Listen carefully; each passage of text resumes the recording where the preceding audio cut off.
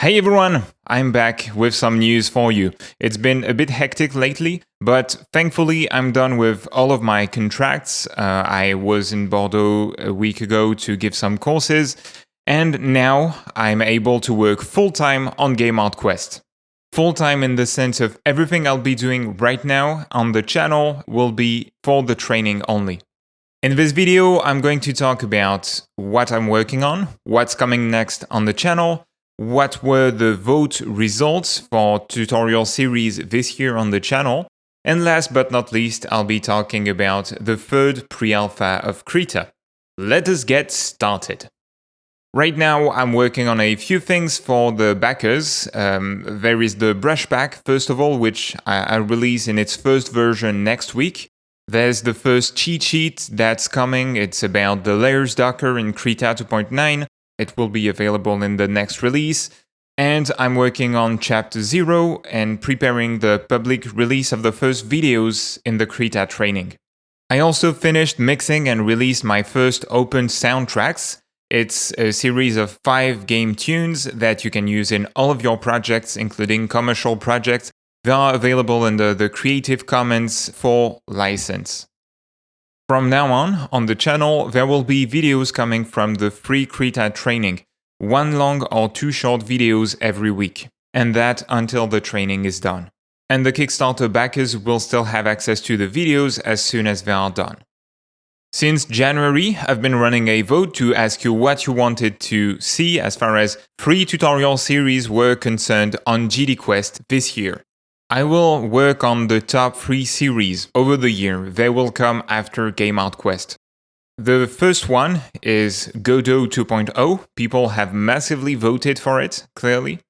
The second series is Painting Grass and Rock Tiles for Games. This will work in conjunction with GDQuest, which is pretty nice. And the third one is Human Proportions from Reality to Games. I already made 1 series on monster design at the start of the year.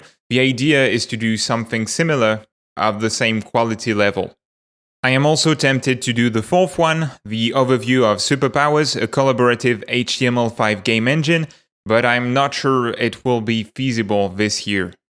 To wrap up the news, let's talk about the third pre-alpha of Krita. First of all, the development has now been feature frozen, meaning that the developers announced that Krita 3 will be out on April 27, at least that's their goal, and they are now working on solving bugs, improving current features, but they won't add anything more for Krita 3. The few more features planned for the 2015 Kickstarter will be released as part of Krita 3.1. The new available features include the layer Docker improvements that I showcased in a recent video, the new grid and guide system along with snapping options, a new gradient map filter that wasn't planned at first but that's extremely useful for game art. I was really happy to see this one. A new greater alpha blending mode that's pretty useful for painting with the pixel brush engine, and there are a few more improvements to the move tool, to the crop tool, the assistants.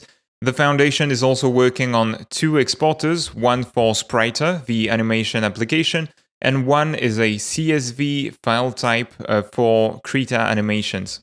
And there are a few pixel art brush presets. Just read the release notes to see everything that was added in this version.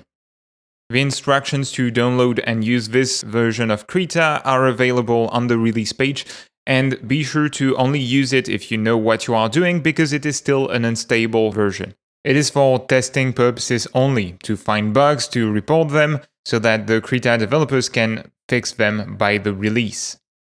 That's it for this video update. I'm gonna get back to tutorial production, and that said, I want to thank you all for watching. Be creative, have fun, and see you soon.